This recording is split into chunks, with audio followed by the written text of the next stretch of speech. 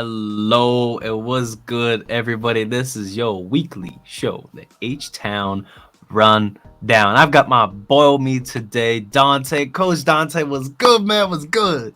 Let's go, baby. Let's go to Oh, tomorrow. Tomorrow's the draft, man. Let's get going. I'm yeah. excited. All Houston fans should be excited, man. And like I say, this is what off season. This is the funnest part about in it's not NFL but NBA. Off season free agency trades. We already had some trades that went down today and stuff Mhm. like that. But hey, I mean, it's more about the Rockets, man. I'm excited to see when we're gonna draft, what our front office gonna draft. Like I say, I trust in this front office. Rapio Stone and Ime Udoka to make the right pick, regardless of who it is. They're gonna make it work with that rotation. I trust Ime Udoka and Rapio Stone to make something work. Absolutely. Dante couldn't have said that literally any better, guys. So you can follow us, of course, on YouTube, Twitter, Instagram, and Spotify. And Spotify, baby, at H Town Rundown. Same thing all across the board. You can find me at Drip DRIPP underscore GAWD on both Instagram, Twitter, and Facebook now, guys. We getting old with it.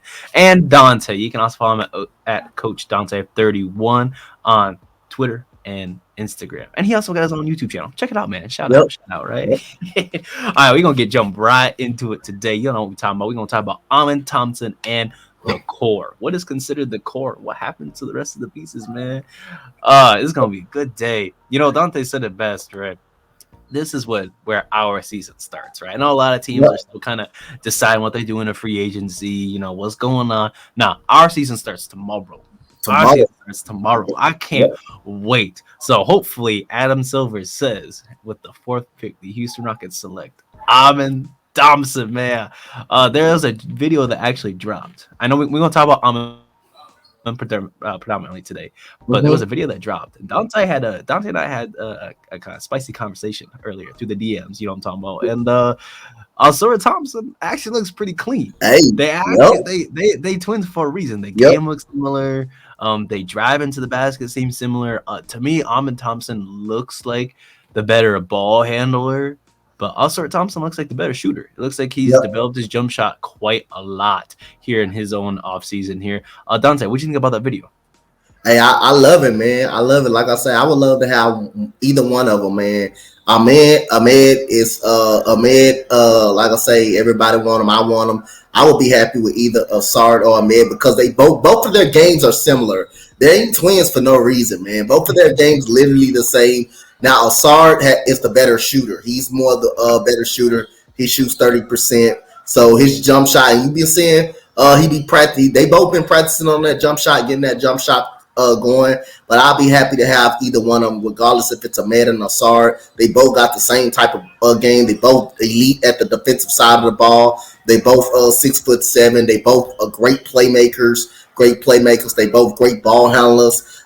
Just would you get the better ball handler or would you get the better shooter? You can't go wrong with neither one of those. So I'll be ecstatic either one, even to the Ahmed or sorry, because they both games are the same game. It's just one of them is better than the other at one. It's just Ahmed better dribbler, Asar is the better shooter. That's just it. That's the only difference. 100%, man. 100%. I'm looking at Amon Thompson's career numbers for last season, I guess. He averaged 16 points. This is with the overtime elite, in case y'all didn't know. He Yeah, averaged 16 points, 6 boards, 6 assists, 2.3 steals, and a block a game. That's a two-way force, if you ask me. yep, Now, here's the cool thing about this: his numbers actually jump in the playoffs. They had he averaged 17 points per game, 7 assists, 1.6 steals. His blocks did go down to zero point 0.6, but his assists went up to 9.2. Is yep. that not the definition of a playoff riser? I know he didn't play nothing crazy. It's not like he was in the G League. I know. But 17, 7, and 9 ain't no joke. That ain't no That's joke. that's prime Josh Giddey numbers right there. Yep, yep. Everyone giving Josh Giddey his props, whatever. But I mean, Amon Thompson seems like the truth. Now, obviously, his shooting numbers. I mean, we gonna have to jump into that, right? He's not necessarily the greatest shooter. Um, I believe his average was For the shoot, for you talking about 25. It Yeah. was 23. It was about 23, 25. It was in the low 20s. Yeah. Yeah. For Ahmed. 25% from three. Now he's only taking 2.7 threes a game and making 0.7. Right. Yeah. Volume is a thing that we got to work on. Another thing is he shot 56, almost 57% from the field in general. That's good to see. That's pretty good. But a number that does kind of make me sad, he's only shooting 65.6% from the free throw line. So it seems like better at that. I think he can get better at that free throw shooting. He shoots 65. That's pretty good for how bad he shoots from the free 3-point line too, though. Which yep. So my biggest thing about it is just the fact that it seems like the numbers kind of correlate. Like he's not a great shooter as it is, and his free throw shooting is bad. Now obviously he's not as bad as Shaq. He's not as bad as Ben Simmons when it comes to that kind of shooting. He can shoot the ball. He's willing to shoot the ball, but it's gonna be people gonna hate me. It's gonna be rough trying to have him shoot the ball the beginning part of the season. I'm not gonna say as bad as Jabari, because Jabari shooting slumps that was pretty nasty. That was pretty dirty, but he has a chance to become a really great shooter. And they're identical, right? They're literally identical twins. If Asor can raise his shot level, right? Because we saw in the Overtime Elite team, it was mainly Ahmed making the playmaking moves, kind of being the primary ball handler and setting up his teammates, while Asor was out there scoring. He was the one shooting the ball. You know, he's the one out there. Obviously, Ahmed scoring, but primarily you wanted Asor out there kind of scoring. He was that 2-3 guard out there. And I mean, I think it's really going to come down to what are we going to want more? Do we want a PG or do we want a small forward? Yeah. And not that Asor can't play PG, but personally, it's kind of like the KPJ situation. Like KPJ can play point guard, he can have the playmaking duties, but it's not what he should do as a first option. Versus Ahmed, you want him to have that as his first option. There's a couple routes we could go. We've talked about Tyus Jones quite a bit on here, and I talked to some guys online on Twitter. Obviously, it's Twitter, so you know, obviously some opinions be a little biased. But Dante, what would you think if we traded the 20th pick, KJ Martin, and maybe something else to get Tyus Jones? I would actually like it. I hope we can throw that Jayshawn Tate in that deal too, to send them all packing together. But I would love it, man. You getting a solidified point guard that's going to help you. That's going to help you right then and now. His turnover to assist ratio is really, really good. I really love it. And then he also can shoot the basketball at a high rate. He can shoot free throws. He doesn't turn the ball over. And one thing about it, when Ja Morant was out, he held that team down. He was the one that held that team down. So again, you just got it. Tyus Jones is one of these guys that plays like a starting point guard in the league. I would definitely love to have him. But again, like we said, Adrian Wojnarowski brought it up earlier, and Madison Moore also. Shout out to Madison Moore also. Hey, some heads for to start rolling to clip some more cap space up out of here. So, hey, man, we got $65 million projected cap space. That is the most in the league, man. We're going to get some bodies in here. We definitely going to get some bodies in here that Ime Udoka likes and want to have, and some heads are going to start rolling really, really quick. Heck yeah, man. Heck yeah. That's going to be a theme around here is heads are going to start rolling because, man, there's going to be a lot of trades kind of going on here, but kind of bringing it back to that point guard position because that's what we eat. A lot of people saying that we need the small forward position covered. Yes, but at the same time, is the point guard position because we saw out there that too many times we had people trying to play point guard. KPJ, obviously, again, like he did his best. Not fantastic at it, but he did his best. Jalen was playing point guard at games. Eric Gordon was playing point guard. Jayshawn Taylor was playing point guard. We had bum Daisha Nix out there still running amok. We had I need every time you mention Daisha Nix on this channel, I gotta do something. For some reason, we always every time it's something about Nix. He ain't even on the team no more. But just in general, we didn't have a great rotation of point guards, and for some reason we signed DJ Augustine and then just never used him. Never used it. Yep. Which I can't imagine why, but that's beyond me. I'm not front office. Yeah. So I know we're not re-signing DJ, right? DJ's not gonna No, want to no, come back. no, I'm not gonna bring him back in either. Yeah, nope. Yeah, so Tyus Jones is kind of who I'm thinking we go with. Obviously, we want. I personally want Amen. I don't know who Dante wants. Hey, I love both of them. Either one. Yeah. Either one. Sardar, I mean, I think they both the same player. I think they both can dribble and play make. They both can do the same. And they both add a little versatility. They both can play 1 through 3. So you don't, I mean, again, if you want to use Kevin Porter Jr. at the 2 guard, because I think he's actually a combo guard as well, someone that can play point guard. And don't forget, we were bottom in the league at shooting the ball too. So we were bottom in the league at shooting the ball. We was the worst, probably the worst shooting team in the NBA. So some of his passes that he does throw, we don't make them pretty well. But that's due to because we don't have that much outside shooting either. But we were one of the worst shooting teams in the league. But that's what having getting Amen and Ausar for, they can play point. They can play point guard. They both can handle the basketball. They can facilitate the offense if you need them to. They can play 1 through 3. I mean, that's that versatility that we definitely need. So if you need them to play off the ball, they could. But if you want them to play on ball, they can both do it the same way. They can both do it the same way. And you can, if Ime depends on how Ime Udoka is going to use Kevin Porter Jr., he can use them off the ball. And I think Kevin Porter Jr. may be better like that, using our ball, because he played 2 guard at Cleveland. When he played in Cleveland, he did. Played a natural shooting position in Cleveland. I trust Ime Udoka to do what he's gonna do. I think he's gonna definitely use these players the right way. He's gonna definitely use them the right way. And whatever he don't see working, he's not gonna go with it. And we got people gotta realize in Houston, the Houston fans, we got a championship potential head coach that took Boston his first year through to the championship,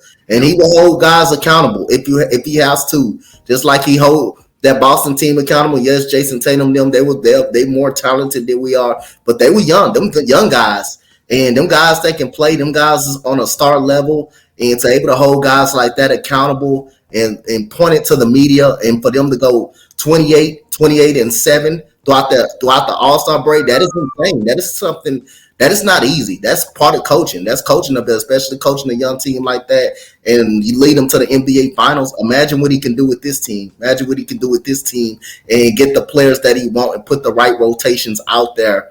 And you got the guys that want to play for him already.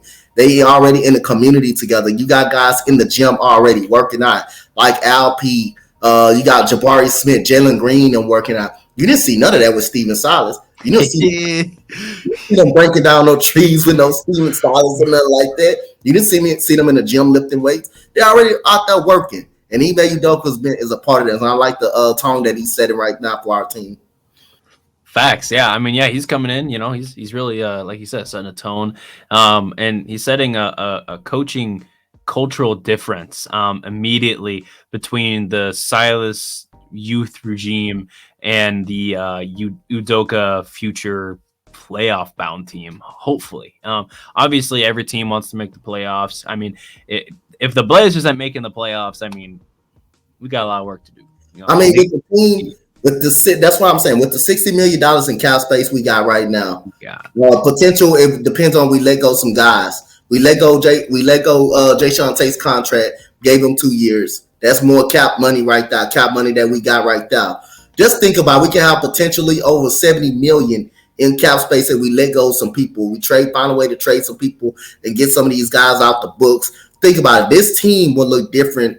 Will look like a more competitive team going into the first year of Ime Udoka. This team can be a borderline play-in tournament team with the right guys, with the right rotations. Ime Udoka is going to put out there, and with the right free agency we're going to bring in. This team can be a borderline play-in team. I'm not going to say actual playoff team, but we can borderline compete for that play-in tournament. 100%. I would like to segue that directly into also before we move on. The prayers have been heard. Amen Thompson, you sir are a Houston Rocket. So let's segue right into our next topic here. Gotcha. So I know earlier that there was something mentioned between the front office stating that they're not going to be trading any of these guys because they are the core between Jalen, Jabari, Tari, and Shengun. You know what's weird is they didn't mention one guy, KJ Martin Kevin Porter Jr. Jr. KJ Martin wasn't mentioned. KPJ Deshaun Tate wasn't wasn't mentioned. mentioned. Yep. Tate Deshaun wasn't Damn Show wasn't mentioned. yeah, I was saying his ass gone already. Yeah. His ass gone, bro. The moment I already saw the moment once he Steven came in, Silas was in yeah, Boston, he went to Boston too. yeah. Oh, they a package deal, no cap, no cap. So man, like what happens to Jacob, KJ Tate, KPJ, Ty, you know?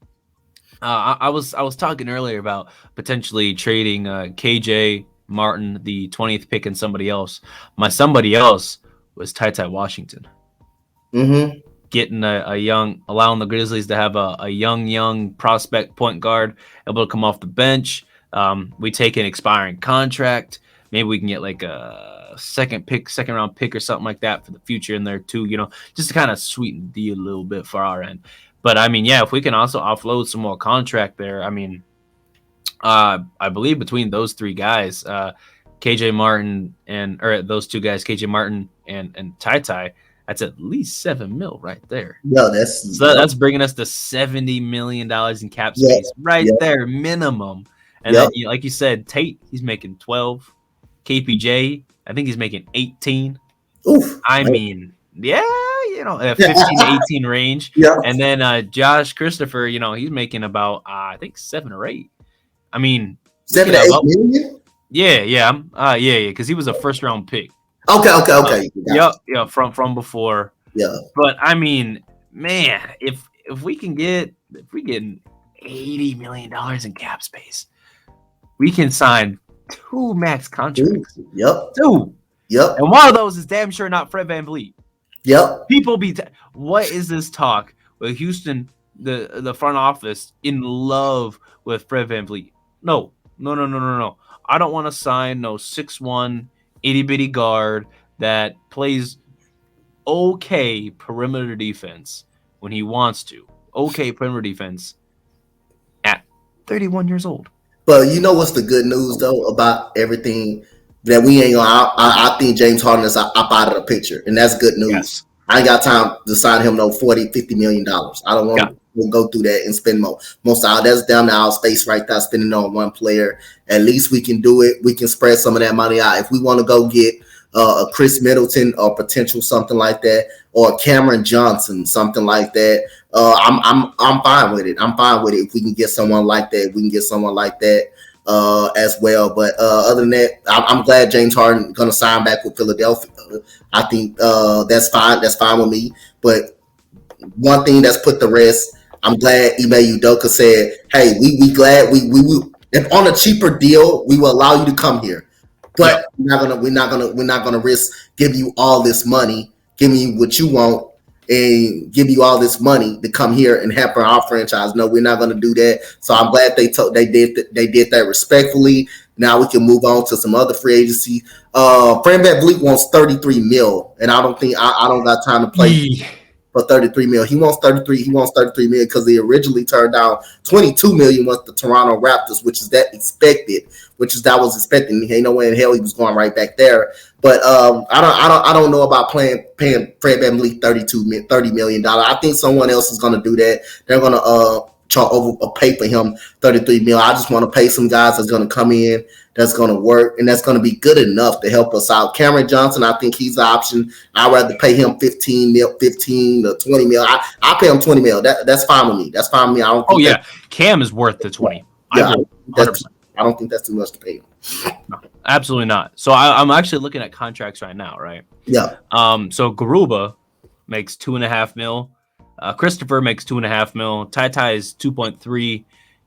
KJ Martin only makes 1.9. I thought he was making more than that. So he's only making $2 million. And they still got Daishen Nix on the books for 1.8. 1.8 non-guaranteed. So again, we know his ass is gone.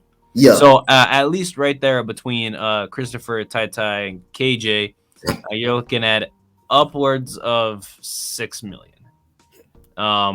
which isn't a lot.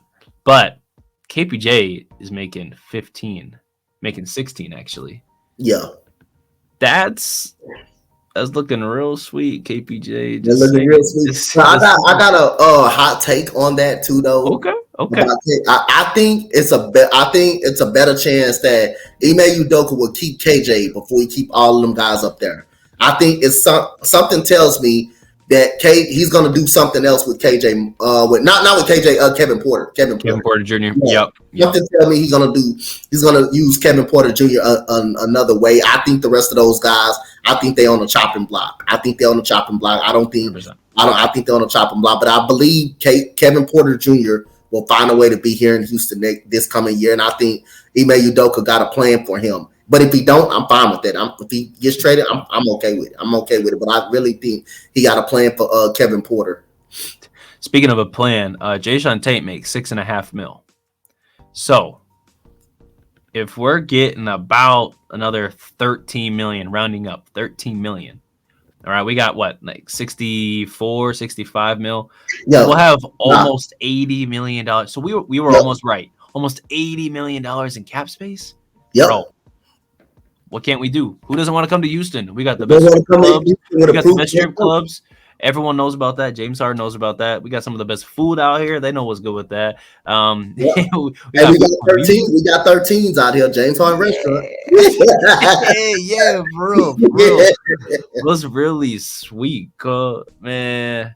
Wow, this is a new turn of events. Yep. Around here.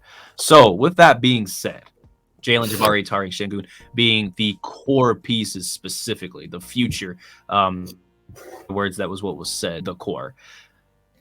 How do we about Jalen being the actual alpha? Because obviously he takes the most shots, he scores the most points, he handles the ball, I think third most on the team as it is, or second most behind KPJ, and then Sengun right behind him. Seems like they're still trying to pivot away from this Sengun hub, this Shen hub that we kind of liked seeing, trying to pivot away from this big man ball, if you will. Dante, How do you feel about Jalen being the alpha and Sengun being a second or third fiddle? I think Ime Udoka is going to use Sengun a part of this offense, but I like that as long as them three, and I definitely agree with the front office. As long as Jabari, Jalen, and Alp, long as they the core guys that we want, and Tari Eason is up and down, I'm fine with that. I trust Ime Udoka and what he's going to do with this team. And if he wants to make Jalen Green the alpha of this team, he's our best scorer. So he's going to put him in some situations, some easier situations where he can score the basketball. When we having a big time, when we need a basket, he's going to get Jalen Green. He's going to be able to drop a play to get Jalen Green an open shot.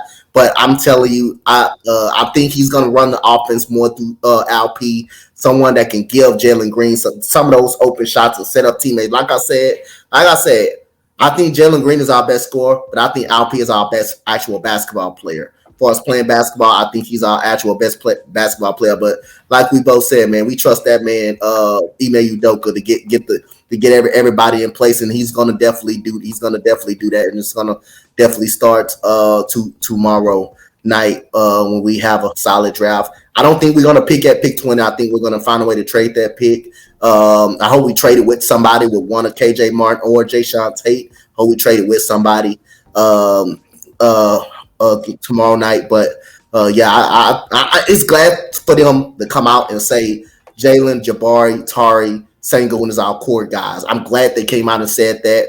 That's to let you know, hey, we not playing. We're trying to win. We're gonna win, and we're gonna look good winning. And whoever don't want to be here, we're gonna let some heads roll. The players that don't fit our system, we're gonna go ahead. We're gonna trade them. We're gonna get them out of here. But letting us know that those guys are core guys that we're gonna roll with throughout the future, and then also get some veteran leadership up in here. That sounds good to me. So I'm glad they actually came out and mentioned that for us. 100%. No, 100%, man. Again, you just say that so well. I can't agree with you anymore. I'm trying to find a way. So, trade alert here. As you guys know, something about Zion Williamson and porn stars. Oh my goodness. Zion.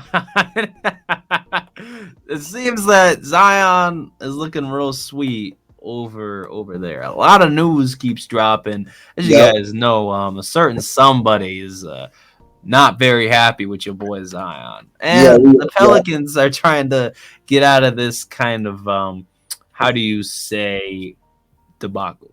This kind of situation here. Is Zion somebody you would be willing to entertain a trade for? No. Say no, not at all. No. No. Why are you so anti Zion? I don't want that. I don't want that distraction in the city, man. I don't think I'm willing to go there. I don't want that distraction in the city at all. Keep it over there with New Orleans. Take it to Portland. Take it to Portland. Like I say, when they try to, I think New Orleans, let New Orleans move up to go to Portland. To go to Portland for the number 3 overall pick. I don't want him here, and I don't think Ime Udoka. I don't think Ime Udoka want nothing to do with that either. And I wouldn't trade four down 14. I wouldn't definitely do that. No, I can't do it.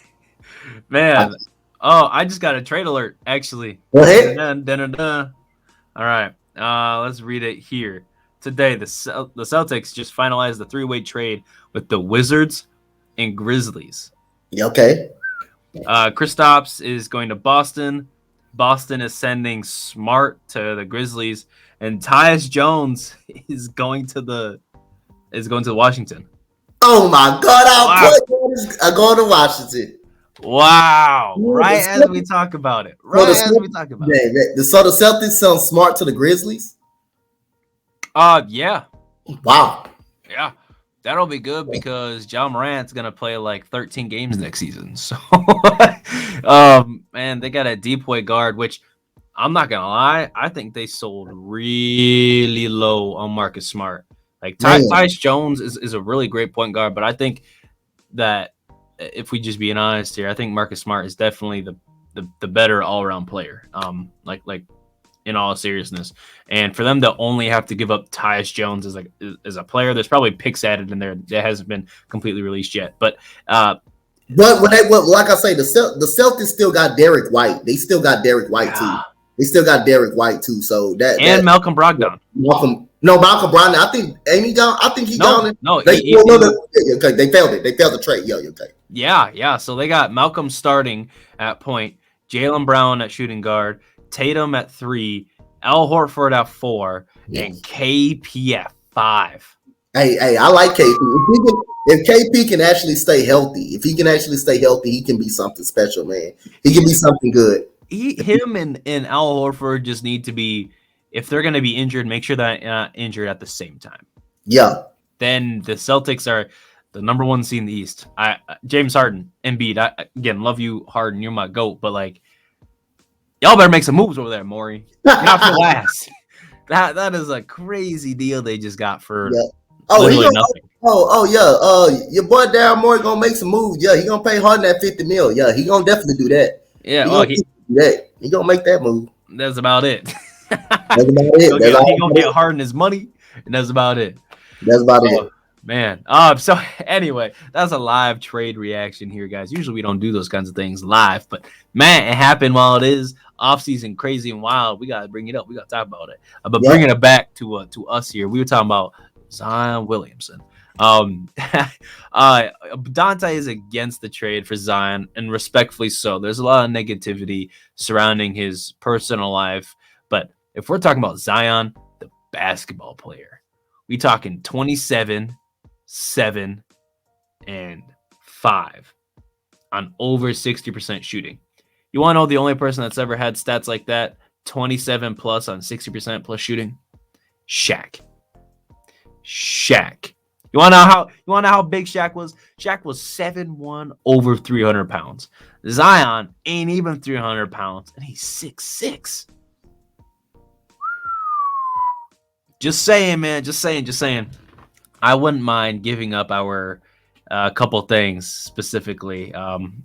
KP. If it's all those guys in that photo up there, I'd give up all those guys and the 20th pick or if they just want the 4th pick in KPJ and maybe something else we can sprinkle in there, try to see if we can buy low on Zion. I think I would do it at this point, because if we can get a guy like Zion, if we can get him to slim down just a little bit and slide him to the 3, that solves our 3 problem. And Zion isn't gonna have to worry about trying to be Zion bully ball, because he's gonna have 2 playmakers. Yep. And he's only 33 mil. He's not even 40. He'll be 33. I would rather take Zion Williamson at 30 than take Jaylen Brown at 50. Yeah. Hey, I want to bring up something crazy what Brad Stevens definitely did. Let's do it. He really, man, this too. Boston, when it comes to Boston, they really be getting people, bro. They do. When it comes to Brad Stevens really landed Porzingis and 2 first-round picks for Marcus Smart. They got 2 first-round picks for Marcus Smart, bro. Wow. did the Celtics give up any picks? I don't think they did, man. For what I'm reading on Central, on the Hoop Central part, I don't think they did. Are you serious? How did they do that? Raphael Stone make some fucking. They got 2 first-round picks from Memphis, man. Oh my god, bro. For Marcus Smart. Everyone's trade value just went up. Trade value just went up because of that trade. The Wizards bought low, the Suns bought low, real low on Bradley Beal. They just bought real low on oh boy for the Celtics. Pardon me, it's getting late over here, ladies and gentlemen. Just bought real low for the boy to send KP your best. I think KP and Beal are about the same, but either way, you want one of your best players away. You got Kuzma declining his player option right now. Mm-hmm. You're in shambles. You have nobody who you guys already have Monte Morris over there. You got Monte Morris and Tyus Jones. What? Would you be surprised if Tyus Jones played for the Wizards though? Would you be surprised if he plays for them? I would be surprised. Okay. That's what I'm saying. I'd be surprised if he plays during the free agency season. Right now, I guess I think they're going to try to. I think they're going to try to trade him for a pick. Is my guess, and I think that's where he comes to Houston. Is that 20th pick and Josh Christopher, because it's a young shooting guard and you get a pick out of it for Tyus Jones, and maybe like a future second round. I feel like we could probably pull something off like that. And if I was Raphael Stone, I'd be making calls right now, to see if we can get to get Tyus Jones, because. Although I like that the ability to, and we'll get to this here in a minute. There's been rumors that Cam Whitmore might fall to the 10th pick in the draft, and it is likely that we could trade Dallas for that 10th pick. But I would rather have an established point guard, and say if we're confident, right, we could go out and get Brandon Miller with the 4th pick, and then get Tyus Jones. I would be okay with that.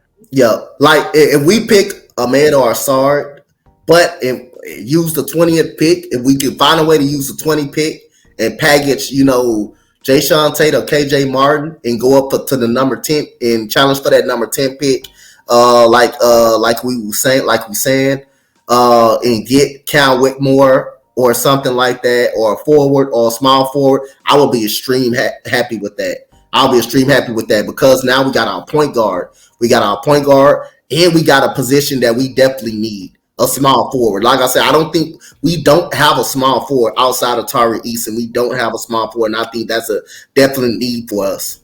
That's what Cameron Johnson's for, baby. Yep.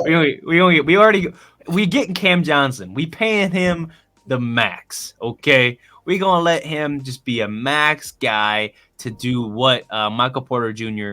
on the Nuggets does, is get rebounds, pass Jalen the ball, and stand in the corner shoot. You're going to get 20, 25 mil just for doing that. Go ahead. Make your money, my man.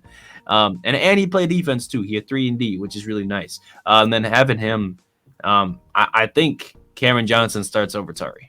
I think Tari. I think Tari becomes our 6th man. And I feel like if we get Cameron Johnson and we get Tyus Jones, Kevin Porter Jr. is out of there. I just have this feeling that if we can get Tyus Jones, we get Cam Johnson, and we keep and get Amen Thompson. Yeah, because I mean, it's looking real sweet. Yep, man. They breaking the news tonight, man. Chris Middleton declining his $40 million player. Chris? Yo, Adrian Woj just broke it. He's declining his $40 million player option to become a free agent. Wow, Giannis must be getting in his head, man. They won one chip already. Why don't you want to stay with your boy? Wow. Hey, I'm not gonna lie. If the Bucks lose in the second round without Chris Middleton, Giannis is gonna be facing some allegations real quick. That hospital ring conversation gonna be coming up real quick if he can't win without Chris Middleton. Man. Wow. It sounds like it's a good night tonight. Yeah, it is, man. But let's bring it back and finish it off tonight, ladies and gentlemen, with it seems like there's some common ground here that the folks on the right over here will likely not be here. And the names on the left will always be here, at least for the immediate future, you know. So with that being said, our four guys, the fourth pick, I think will be solid. I think I'm gonna trust in. I don't want to say Joel Embiid trust the process, but I'm trusting the front office here and making the correct decision and the smart decision, making sure that they're thinking with this and not with this, and just throwing out money because we see what the Knicks do, and they ain't. This is the first year they made it out of the second round in over 12 years, like since Carmelo. Yeah, like that's tough, bro. That's tough. I want to be that team. That's not gonna be us. Yeah, we're gonna spend our money smart. We're gonna have that 80 cap space, that 80 mil cap space. We're gonna sign the right guys, bring the ass over here, pick the right people, and we're gonna trust in him. Yep. Yeah. So definitely that's it. Dante, do you have anything else before we get out of here? Man, like I say, man, tomorrow's gonna be a good day, man. Almost 12 o'clock, almost draft day coming on, man. So I'm gonna be happy. I know you're gonna be happy. We're gonna be up on here next podcast after the draft, talking some good, man. Talking some good. I got faith in this man right here at the bottom at that podium, and I got faith in Raphael Stone, man. They're gonna make the right pick. And like I say, whether if it's either Thompson brother, I'm gonna be extremely excited, man, because I think they both can do the same legit thing. We're getting the same type of player, no matter if it's a meta or a Sard. So, but either way, I trust that guy. He's gonna make the right decision, and he's gonna put both of those guys in the right position. He's gonna use them right, and he's gonna use this whole team right as a whole. And it's gonna be a crazy off season for us, and we're gonna get ready. Some of them heads gonna be packing. Especially Dason Nix, with the moment Steven Silas went up out of the door, he went up out of the door with him. And, that's all you can ask for. But it started off, this year started off good if you're a Houston fan all around. Start off with the Texans getting their head coach. Everybody excited about their quarterback. Now the Rockets did the same thing, man. We got our head coach. Our GM made the right decision on our head coach, a championship pedigree head coach. Now we're going to get we're going to start comeback. We're going to get the right draft pick. We're going to have a great free agency. And I got a feeling this team going to be looking different, and we're going to be competing for a play-in tournament next year. Mark my words. Yeah, mark our words. Bookmark this on Twitter. Make sure you save it on Instagram, guys. You can follow H-Town Runtown Podcast on both of those, as well as Spotify, and obviously here on YouTube. That's how you be seeing us right now. What's good, baby? You can also follow me at Drip. That's 2Ps_GAWD on both Instagram and Twitter. And by the way, follow my boy down low at Coach Dante at Coach Dante 31 on both Instagram, Twitter, and follow his YouTube, guys. Man, he be talking so much over there. He just hit 5K subscribers not too long ago. I hit 6K. I'm on my way. 6K? 6.1. Yep. Ooh, look at that. You better let him know what's good, man. He know the doc. He's one of the best around, man. Yeah. Guys, thank you for joining. Thank you for listening. Thank you for watching. Comment below, share us around, and let us know who do you think we should draft for the fourth pick, who should we trade for, and who is staying. Thank you guys. You have a good night and see you on draft night, baby. Go Rockets. Yeah, go Rockets.